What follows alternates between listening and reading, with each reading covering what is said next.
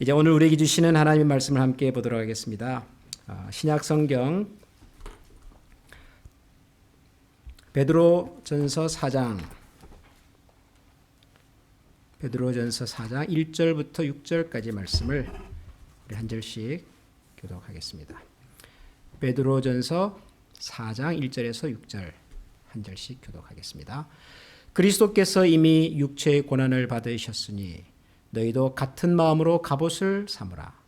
이는 육체의 고난을 받은 자는 죄를 그쳤음이니 그 후로는 다시 사람의 정욕을 따르지 않고 하나님의 뜻을 따라 육체의 남은 때를 살게 하려 함이라. 너희가 음란과 정욕과 술 취함과 방탕과 향락과 무법한 우상 숭배를 하여 이방인의 뜻을 따라 행한 것은 지나간 때로 족하도다. 이러므로 너희가 그들과 함께 그런 극한 방탕에 다름질하지 아니하는 것을 그들이 이상히 여겨 그들이 이 산자와 죽은 자를 심판하기로 예비하신 이에게 사실대로 고하리라. 이를 위하여 죽은 자들에게도 복음이 전파되었으니 이는 육체로는 사람으로 심판을 받으나 영으로는 하나님을 따라 살게 하려 함이라. 아멘. 지난 금요일 그리고 어제 토요일까지 노회의 행정적인 업무 하나가 있어서 시카고를 잠깐 방문하고 왔습니다. 시카고에는 우리 교단 교회가 몇 곳 있는데요. 그 중에 이제 교회가 여러 가지 사정 때문에 교회로서의 유지가 힘들어 보이는 교회들이 몇 곳 있어서 이제 어떻게 하면 그런 교회들과 잘 협력하고 또 노회가 도울 수 있는 길이 있을까 살피고 대화하기 위해서 잠깐 방문을 하고 왔습니다. 그 중에 한 교회는 목사님께서 작년에 은퇴를 하셨고요. 그 장로님 한 가정 그리고 안수 집사님 한 가정 이렇게 이제 세 가정이 중심이 되어 있고 그 외에는 연세가 많으신 어른들이십니다. 그 숫자도 한 6분 정도 그렇게 많지 않은 그런 교회인데 특급만 들어봐도 교회가 많이 힘들겠구나 그런 생각이 드시지요. 그래서 이제 그 교회 목사님도 뵙고 또 장로님도 만나고 대화를 하고 왔는데요. 이제 대개 이런 교회에 외부에서 누군가가 방문을 하면 이제 교회 목사님이든 장로님이든 교회를 대표하시는 분들은 가능하면 교회의 어려운 사정 얘기는 이제 안 하고 싶어 하십니다. 이왕이면 교회 좋은 이야기, 밝은 얘기 이런 얘기를 하고 싶지 우리의 좀 힘든 부분, 아픈 부분, 어려운 부분을 이렇게 누군가에게 노출하는 것을 그렇게 이렇게 달가워하지 않으시거든요. 그래서 보통 이런 데 만남과 대화를 해보면은 좋은 얘기 주로 하시는데요. 그런데 어제 제가 만났던 그 교회 장로님 목사님은 굉장히 솔직하게 교회의 현황을 말씀해 주셨습니다. 실제로 교회의 성도님 숫자들도 많이 줄었고 그전에는 좀 젊은 분들도 많이 계셨지만 이제 목사님이 은퇴를 앞두고 있으니까 이제 교인들이 좀 마음이 좀 이렇게 떠났던 것 같습니다.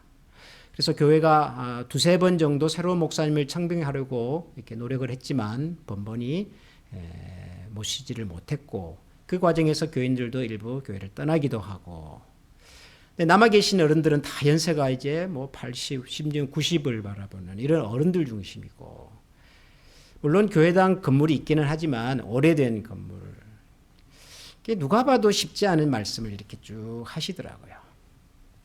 근데 제가 그 말씀을 들으면서 오히려 이 교회는 소망이 있다, 희망이 있다. 저는 그런 생각이 들었습니다. 여러분 교회라고 하는 것이 건물이겠습니까? 교회가 사람의 숫자겠습니까? 결국 교회라고 하는 것은 그곳에서 함께 살아가는 성도들 한 사람 한 사람인데 그 교회는 그런 사람이 있는 거예요. 사람이.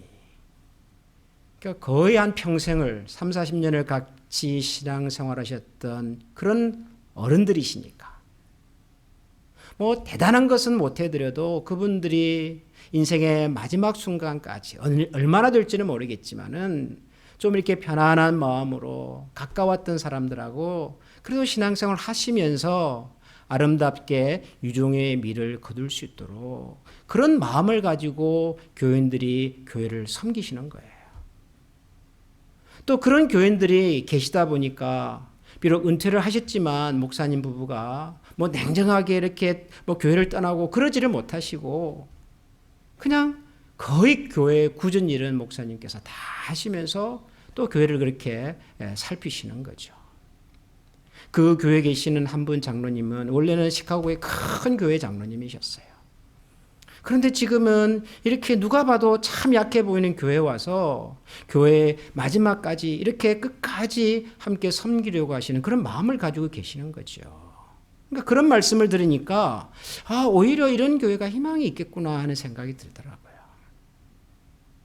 여러분, 사람이 많이 모이는 교회 가면은 신앙생활이 잘 되나요? 그런 교회에서 신앙생활하면 신앙생활이 행복합니까? 뭐 큰 건물을 가지고 있는 교회에서 목회라면 그런 목사님은 다 목회가 보람이 되고 만족스럽고 기쁠까요? 꼭 그런 건 아니잖아요.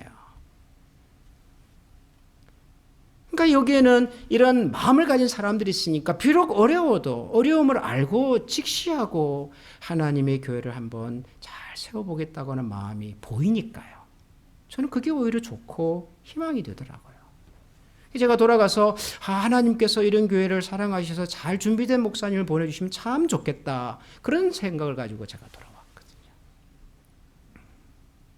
제가 돌아오면서 이런 생각을 해봤습니다. 우리 신앙생활이라고 하는 것도 어쩌면 이런 마음가짐으로 살면 좋지 않을까. 신앙생활이라고 하는 것도. 여러분, 신앙생활을 하면은 모든 것이 다 좋을 것 같지만 또 좋다고 말을 많이 하지만 모든 것이 좋지는 않죠. 물론 성경은 하나님의 백성들을 향해서 하나님께서 복에 복을 더하여 주시고 하나님께서 그 얼굴을 비추셔서 은혜를 베푸시고 하나님께서 항상 그 얼굴을 향하여 드셔서 평강으로 인도하신다. 성경은 분명히 그렇게 약속을 하십니다. 제가 한 달에 한 번 그 유명한 모세의 기도를 가지고 예배 마지막 시간에 같이 기도를 하는데요. 저는 그 말씀을 믿습니다. 우리 모든 교회 성도님들이 하나님을 진심으로 믿는 모든 하나님의 자녀들의 삶 속에 하나님께서 복에 복을 더해 주시고 정말 그 얼굴을 빛을 비추셔서 은혜를 베풀어 주시고 그 얼굴을 그분들의 삶 가운데 향하여 드셔서 평강으로 인도해 주시기를 저는 간절히 기도하고 또 그렇게 하실 것을 믿습니다. 그러나 여러분, 우리가 이 세상에서 신앙을 가지고 산다고 하는 것이 매사가 다 복되고 편안하고 걱정과 근심이 없는 삶을 사는 것은 아니잖아요. 오히려 세상에서 그리스도인으로 산다는 이유 때문에 우리가 만나야 될 아픔이, 겪어야 될 고통이, 넘어야 할 산이 많지 않습니까? 근데 사람들은 그런 얘기를 좋아하지 않습니다. 아니, 내가 신앙생활을 하겠다고 하는 것은 뭔가 지금보다는 좀 더 나아지려고, 좀 좋아지려고. 아니, 그래서 신앙생활을 하는 건데, 아니, 그렇게 어렵게 찾아온 교회에서 하시는 말씀이 맨날 무슨 고난이 뭐 어떻고, 뭐 십자가의 길, 뭐 가시의 길, 뭐 이런 얘기만 하면 누군들 좋아하겠냐고요, 누군들. 이 사람들이 그런 얘기 좋아하지 않는데 목사님들인들 그런 얘기를 하고 싶어 하시겠냐고요. 이왕이면 예수 믿고 신나고 복받고 만사가 형통하고 뭐 그런 얘기하면 좋죠, 서로가. 그래서 잘 안 해요, 교회에서도. 그러나 누군가는 해야 되잖아요, 이 이야기를. 왜냐하면 이것이 현실이니까요. 그리고 현실을 알아야, 현실의 어려움을 알아야 진짜로 할 수가 있잖아요, 진짜로. 어려워도 하는 사람이 진짜지요. 매일 좋은 얘기만 듣고 잘 된다는 얘기만 듣고 하는 사람 속에는 가짜가 많습니다, 여러분. 그래서 저는 요즘 우리가 살피고 있는 이 베드로전서 말씀이 좋아요. 베드로전서는 베드로가 쓴 책인데요, 글인데요. 베드로전서라고 하는 성경은 그 주제가 하려고 하는 얘기가 그렇게 뭐 좋은 얘기는 아니에요. 매력적인 얘기는 아닙니다. 우리 예수 믿는 분들이 성경을 읽을 때 찾아서 읽고 싶은 성경은 사실은 우선순위로 따지면 좀 밑에 있어요. 베드로전서는. 왜냐하면 첫 시작부터가 그리스도인으로 산다고 하는 것은 세상에서 나그네 인생입니다. 객으로 사는 것입니다. 낯선 사람으로 사는 것입니다. 이방인으로 사는 것입니다. 고생이 앞에 놓여 있는 인생입니다. 이런 얘기 하잖아요. 처음부터가. 그러니까 그런 얘기를 누가 좋아하겠어요, 누가. 그런데 이 베드로서를 읽어보면 오히려 그렇기 때문에 이 속에 희망이 있어요. 소망이 있어요. 오늘 우리가 읽은 이 4장도 저는 그런 내용 같아요. 여러분 4장 1절과 2절을 한번 보시겠습니까? 1절 2절을 제가 읽어보겠습니다.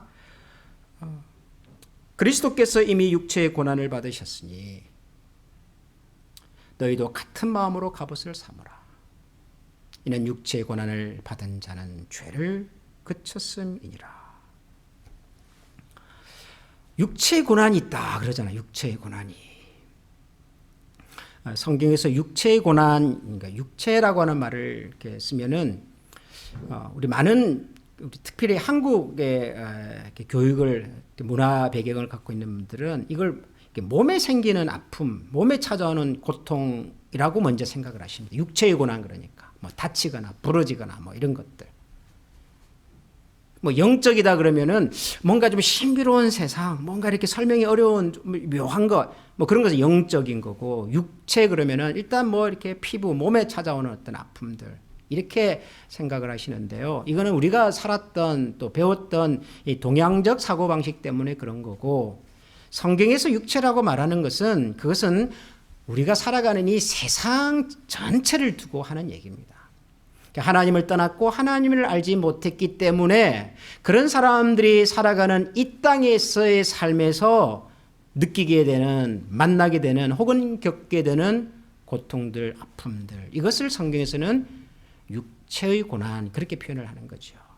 예를 들면 그 속에는 우리가 살면서 누리는 또 느끼는 뭐 경제적인 어려움들 뭐 이런 것들도 포함이 되겠죠.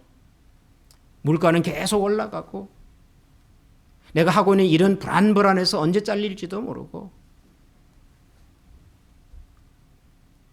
혹은 우리가 평소에 가족 간에 가지고 있는 이 참 말 못할 이 사정들이 또 우리한테 있잖아요. 부모와 자식 사이에 터놓고 얘기가 안 되는 그런 어떤 사정들. 부부와 사이에서도 참 여러 가지 어려운 사정들. 우리가 그리스도인이지만 그럼에도 불구하고 가족 사이에서 생기는 여러 종류의 아픔과 갈등들, 이런 것들도 육체의 고난일 수 있죠. 미래에 대한 불안함. 정말 내년에는 괜찮을지, 내후년에는 괜찮을지, 우리 아이들이 커서 이 사회에 어떻게 주역이 됐을 때 과연 우리 아이들은 이 사회에서 안정적으로 평화롭게 잘 살 수 있을까? 요즘 세상 돌아가는 거 보면은 정말 불안하지 않습니까? 요즘 걸어다니면서 자꾸 의식을 하게 돼요, 사람들을. 사람이 오면 자꾸 피하게 되고요. 이런 세상 속에서 우리가 살아야 되는데 이걸 어떻게 풀어야 되지? 뭐 이런 것들도 있을 수 있고. 뭐 실제로 건강에 어려움을 갖고 계신 분들도 많고요. 실제로. 그러니까 이런 것들이 다 육체의 고난에 들어있는 것인데 우리가 살아가는 세상에서 이걸 부정할 수도 없고 피할 수도 없는 육체의 여러 고난들이 우리 삶 속에 있는데, 그런데 이 사도 베드로는 뭐라고 말하냐 그러면 우리가 이 세상을 살면서 겪는 육체의 고난에 뿌리가 있더라. 뿌리가 어딘 줄 아세요? 2절과 3절을 이어서 읽어보면 그 후로는 다시 사람의 정욕을 따르지 않고 하나님의 뜻을 따라 육체의 남은 때를 살게 하려 함이라. 사람의 정욕을 따라서 살다가, 이런 표현을 일단 써요. 그리고 3절을 보면 너희가 음란과 정욕과 술 취함과 방탕과 향락과 무법한 우상 숭배를 하여 이방인의 뜻을 따라 행한 것이 지나간 때로 족하도다. 우리가 과거에 그렇게 살았다는 거예요. 정욕을 따라서 향락과 음란과 술 취함과 방탕과, 물론 우리가 이 성경에 나오는 이런 표현 그대로 살지는 않았어요. 우리가 아무리 뭐 이상하게 살았어도 뭐 방탕하고 뭐 음란하고 무슨 정욕을 쫓고 우리가 그 정도는 아니지만 그러나 우리가 살아가는 이 세상이 그런 방향으로 가고 있어요. 이 세상이라고 하는 큰 배가 이 큰 배가 흘러가는 방향은요 결국은 여기에요.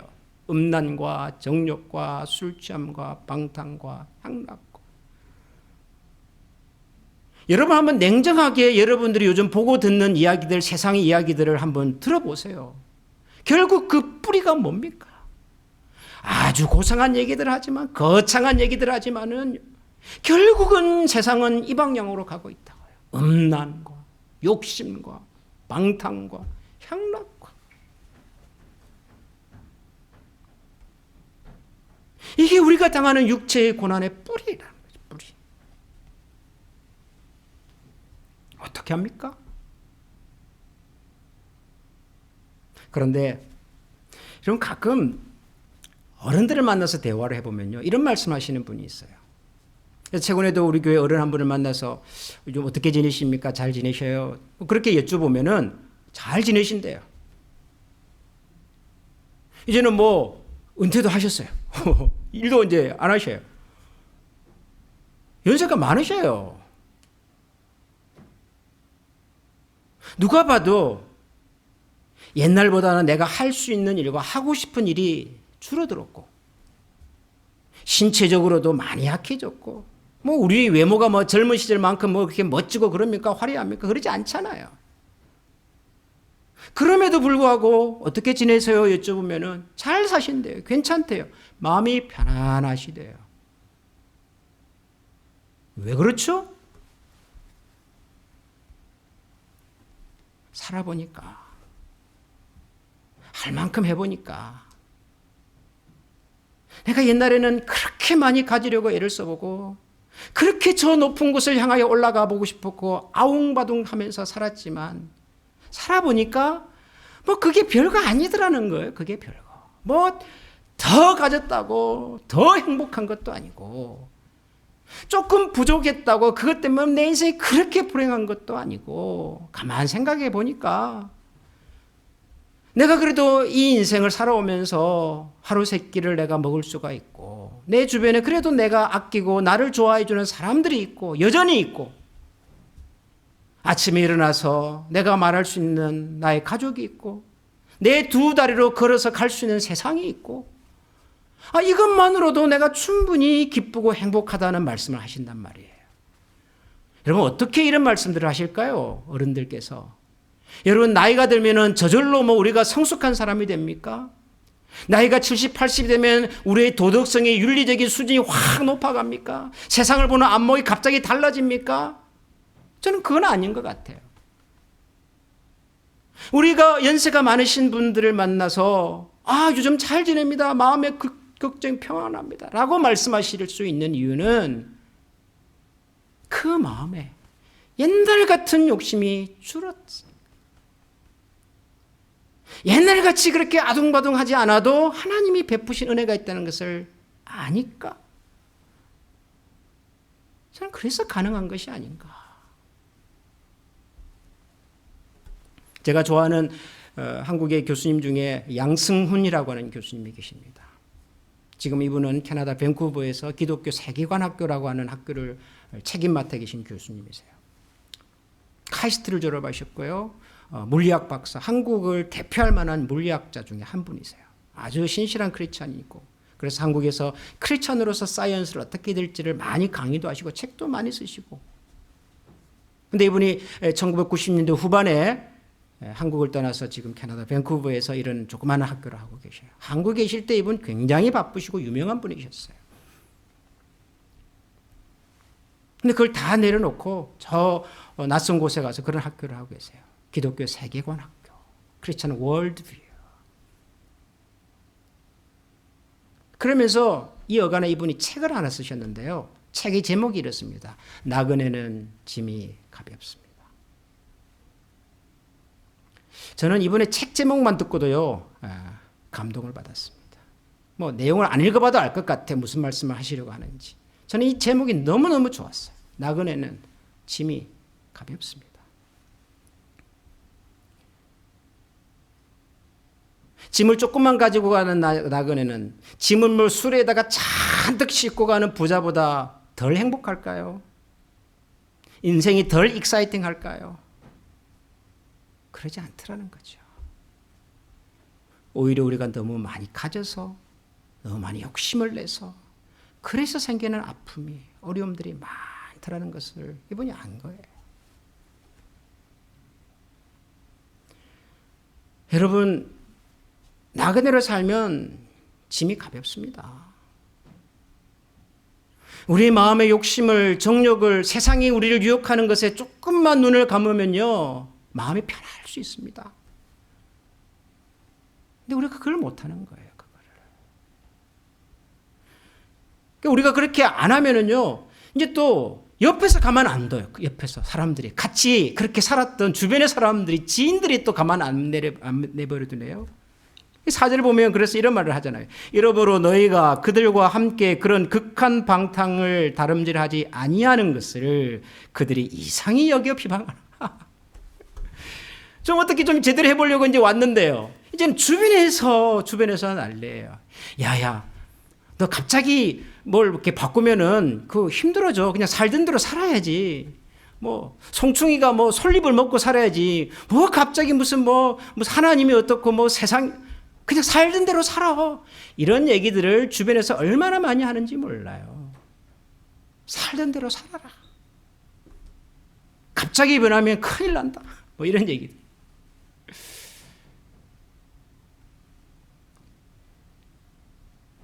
여러분 누군들 바꾸는 것이 쉽겠습니까마는 바꾸어야죠.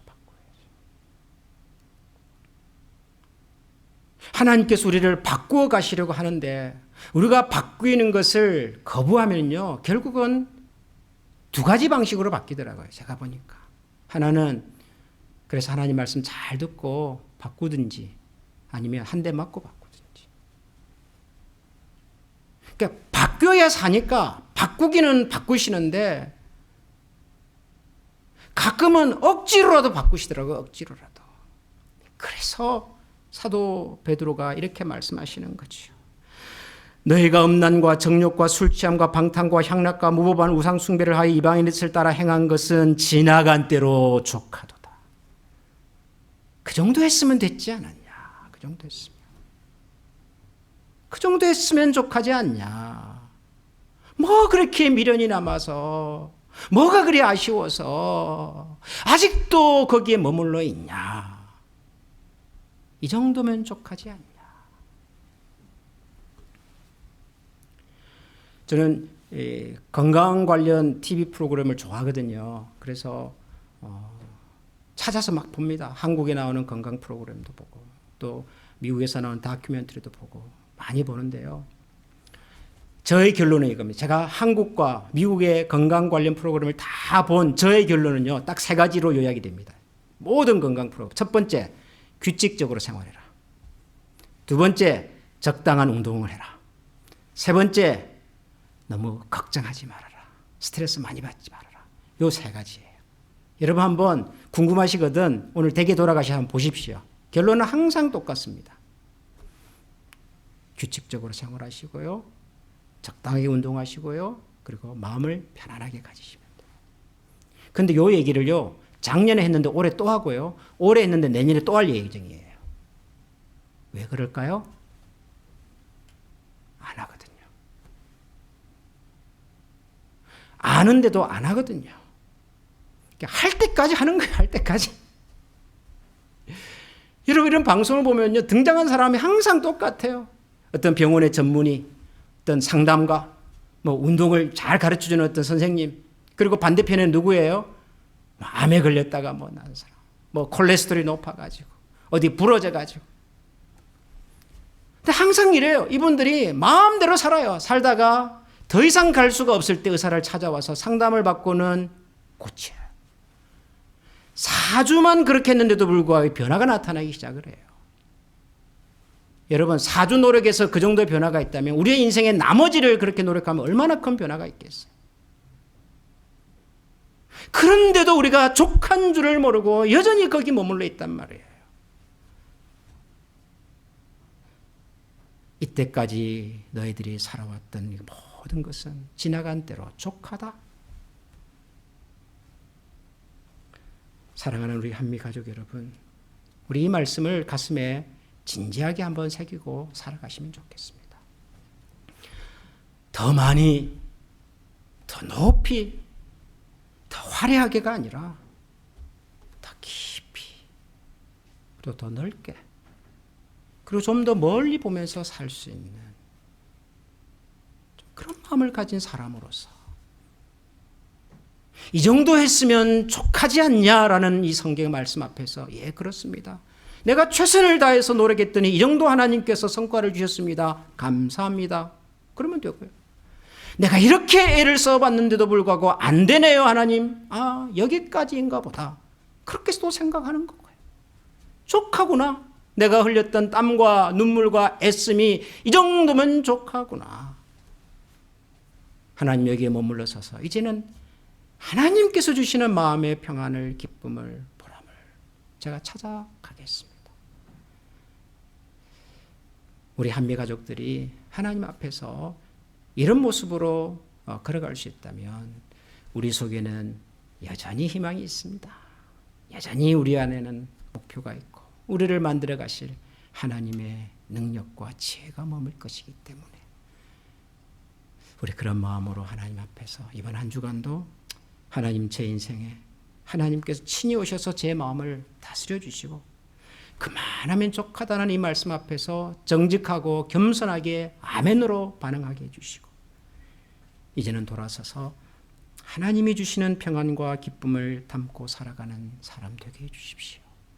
우리 그렇게 기도할 수 있기를 하나님 앞에서 약속하고 또 헌신하는 시간이 되면 좋겠습니다. 이 시간에 하나님 앞에서 우리 같이 한번 이 찬양을 드리고 싶은데요. 여러분, 이 찬양이 굉장히 짧아요. 단순합니다, 가사도. 그런데 이 가사에 우리의 마음을 담아서 한번 찬송해 주시면 좋겠습니다. 다 같이 한번 찬송하겠습니다. 살아계신 성령님,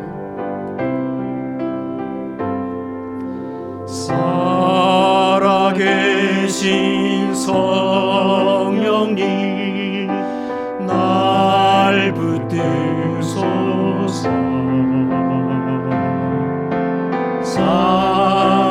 살아계신 성령님 날 살피소서.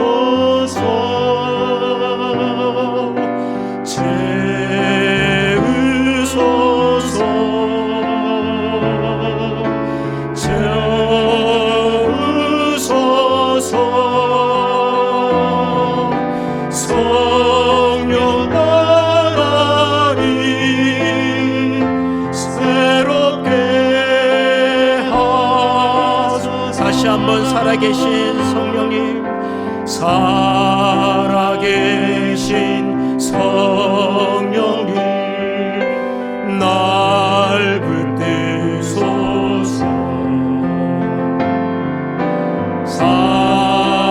살아계신 성령님 날 살피소서.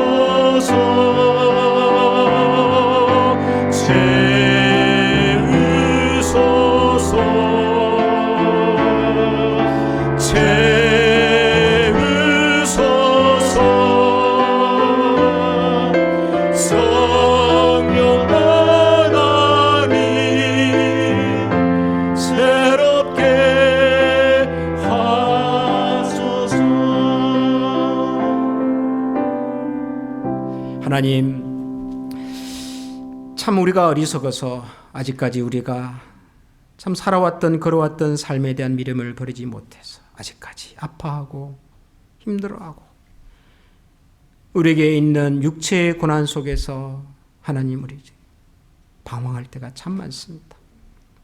생각해보면 그 모든 고난의 뿌리 속에 우리가 버리지 못했던 욕심이 있고 우리가 돌아서지 못했던 세상에 대한 미련들이 있음을 이 시간 다시 한번 기억합니다.